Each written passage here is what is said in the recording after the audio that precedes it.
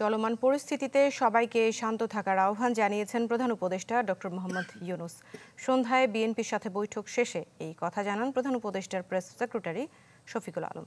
জানান, জাতীয় স্থিতিশীলতার জন্য সবার মধ্যে ঐক্যের কথাও বলেছেন অধ্যাপক ইউনূস। চলমান সংকট নিরসনে জাতীয় ঐক্য গড়ে তোলার আহ্বান জানিয়েছে বিএনপিও।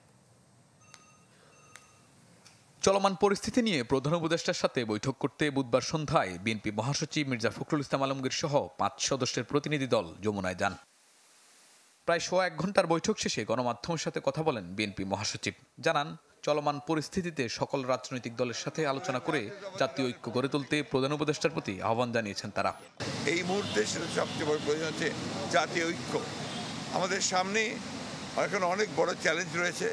সেই চ্যালেঞ্জগুলোকে মোকাবেলা করার জন্য বিশেষ করে যারা বাংলাদেশের স্বাধীনতা সার্বভৌমত্বের প্রতি হুমকি হয়ে দাঁড়ায় অথবা এর যে স্ট্যাবিলিটি এটাকে যারা বিনষ্ট করতে চায় তাদেরকে প্রতিহত করার জন্য প্রতিরোধ করার জন্য আমাদেরকে অবশ্যই একটা জাতীয় ঐক্য গড়ে তুলতে হবে। মির্জা ফখরুল জানান, প্রয়োজনীয় সংস্কার শেষে জাতীয় নির্বাচনের রোডম্যাপ দিতে অন্তর্বর্তী সরকারের প্রতি আহ্বান জানিয়েছে বিএনপি। পাশাপাশি পৌরসভা ও সিটি কর্পোরেশনের মতো ইউনিয়ন পরিষদও ভেঙে দেওয়ার দাবি জানানো হয়। নির্বাচন যেটা সবচেয়ে বেশি প্রয়োজন, সংস্কারগুলোকে আপনারা সম্পূর্ণ করে অবিলম্বে যত দ্রুত সম্ভব রোডম্যাপ দেওয়ার কথা আমরা বলে এসেছি, যে একটা রোডম্যাপ অত্যন্ত জরুরি। পরে প্রধান উপদেষ্টার প্রেস সচিব শফিকুল আলম জানান, চলমান ইস্যুতে সবাইকে শান্ত থাকার আহ্বান জানিয়েছেন প্রধান উপদেষ্টা ডক্টর মোহাম্মদ ইউনূস।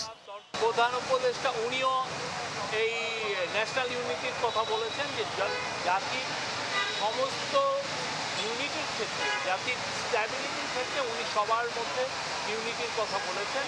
সেটা এমন স্টুডেন্ট, ছাত্র, জনতা, হিন্দু, মুসলমান, খ্রিস্টান সবার মধ্যে উনি ন্যাশনাল ইউনিটির বার্তা দিয়েছেন। জানান, জাতীয় স্থিতিশীলতার জন্য সবার মধ্যে ঐক্যের কথা বলেছেন প্রধান উপদেষ্টা আর ন্যাশনাল ইউনিটির কথা বলেছেন। শাহনিয়াজ বাবলু, চ্যানেল 24, ঢাকা।